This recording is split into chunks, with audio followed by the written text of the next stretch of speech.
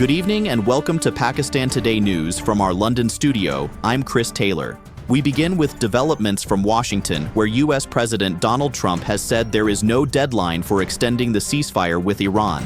Speaking to Fox News, he stated that the United States is not rushing into any agreement and is focused on securing what he called the best possible deal.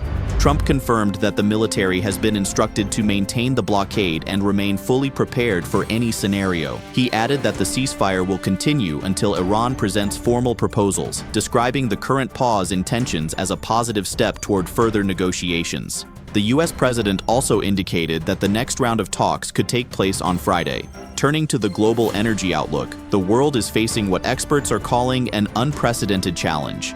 International Energy Agency Chief Fatih Birol has warned that rising energy prices could significantly reduce global demand. He noted that government interventions in energy markets may further distort consumption patterns. Birol stressed that the global energy system remains under severe strain due to ongoing geopolitical uncertainty. He also highlighted major disruptions in oil supply chains, warning that the world is entering a deeper phase of energy insecurity. In Lebanon, the health ministry has strongly condemned the killing of journalist Amal Khalil in the southern region of the country. According to reports, she was killed after Israeli forces pursued her to a house where she had taken shelter. The ministry described her as a martyr and extended condolences to her family as well as the wider media community.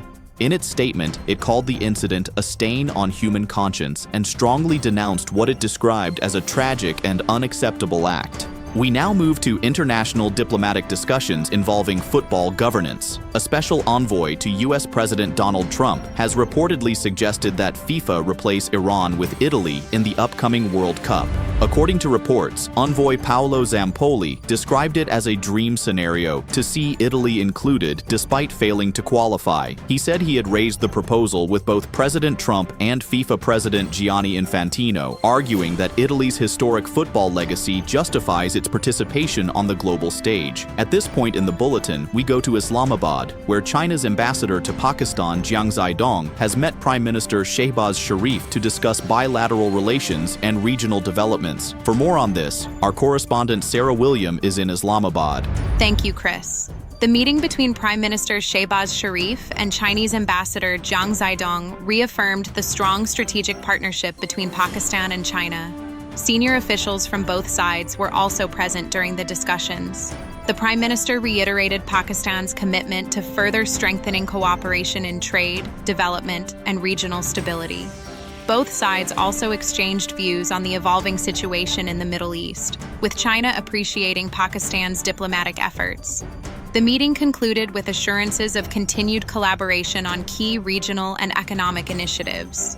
Thank you, Sarah. Back to domestic energy developments. Pakistan LNG Limited has issued a fresh tender for liquefied natural gas cargoes after months of supply disruptions. The company is seeking 3 LNG cargoes for delivery at Port Qasim between late April and mid-May. The tender is set to close on April 24th. Energy Minister Owais Lagari said the move aims to meet rising electricity demand and reduce reliance on expensive fuels, especially amid ongoing disruptions in global energy markets linked to Middle East tensions. Finally, the Asian Development Bank has announced $1 billion in additional financing for Pakistan. According to its annual report 2025, earlier approvals included $800 million in loans and guarantees. The new funding package is aimed at easing fiscal pressure on the country, improving revenue collection systems, and supporting key social sectors. The ADB also highlighted initiatives focused on women's financial inclusion and climate resilience as Pakistan continues to face rising environmental and economic challenges. That's all for now. You're watching Pakistan Today News. I'm Chris Taylor.